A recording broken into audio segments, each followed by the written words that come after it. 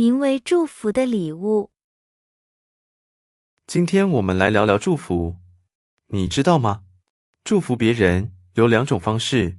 周末，午后的小镇静静的，小猫咪坐在客厅的软垫上，一边喝牛奶，一边看电视。第一种是说出口的祝福，就是我们把美好的话说出来，让对方听见。比如，祝你表演顺利，祝你平安健康。当我们大方地说出这句话，对方会感到被看见、被支持，心里暖洋洋的。第二种是放在心里的祝福，这时候我们不一定要说出来，而是在心里轻轻地想，希望他一切都好。也许对方不知道，但我们的心会变得柔软，眼睛也会更温柔地看世界。小猫咪听了小狗说的话，若有所思。那什么时候说出来，什么时候不说呢？如果对方在你身边，场合合适，你也愿意开口，那就勇敢地说出来吧。如果你有点害羞，距离太远，或不太方便开口，也没关系，在心里祝福同样很美。祝福不是魔法，不是我说一句，立刻就会发生。祝福更像一颗种子，它会先让我们的心长出小小的花，然后这份温柔会慢慢传给别人。试试看吧，今天就送出你的第一个祝福，无论说出来，还是放在心里，都很棒。小猫咪眼睛一亮，我想马上试试。小猫咪去了家附近的菜市场，市场传来果香味。它看见狐狸阿姨正在摆摊，额头上有细细的汗，便在心里默念：祝狐狸阿姨今天客人多多，早点收工，回家好好休息。再往前经过森林学校，透过窗户，他看见陆老师坐在办公室里加班批改作业，旁边摆着一杯温热的茶。他想，祝老师天天开心。一转头，他看见操场上小熊在练习接力，粗粗的呼吸里全是认真。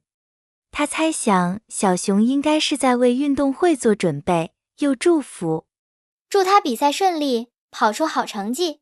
每当小猫咪默念一个祝福，就会点亮一盏心里的小灯。小猫咪带着满足的心情准备回家，忽然不远处传来了美妙的歌声。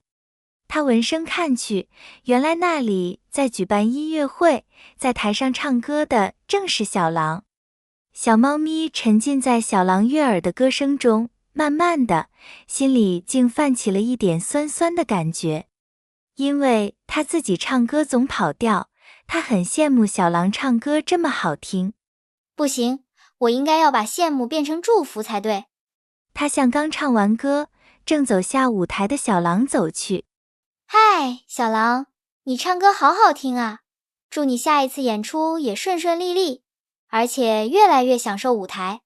祝福了小狼的小猫咪，那一刻突然感觉到，祝福仿佛是在把心里那朵小花亲手送给了对方，而心里那一点点酸酸的感觉也被温柔地吹散了。受到祝福的小狼觉得很惊喜，说道：谢谢你，小猫咪，你的祝福让我更有勇气了。下次演出，我想请你坐到前排，我会更用力地唱给你听。好呀，一言为定哦。从那天起，小猫咪给自己定了一个小目标，每天送出至少3份祝福。有时候说出来，有时候只在心里。有时，小猫咪也会度过不那么开心的日子。这时，它就会抬头看看窗外，给自己也送上一句祝福，祝它自己不灰心，慢慢来，明天会更好。日子慢慢过去，小猫咪发现，每当它把祝福送给别人时，它都会觉得很幸福，心也变得安定。现在，它更容易微笑了，睡前也总对明天充满期待。原来，祝福不是只给别人的礼物，也是给自己的礼物呀。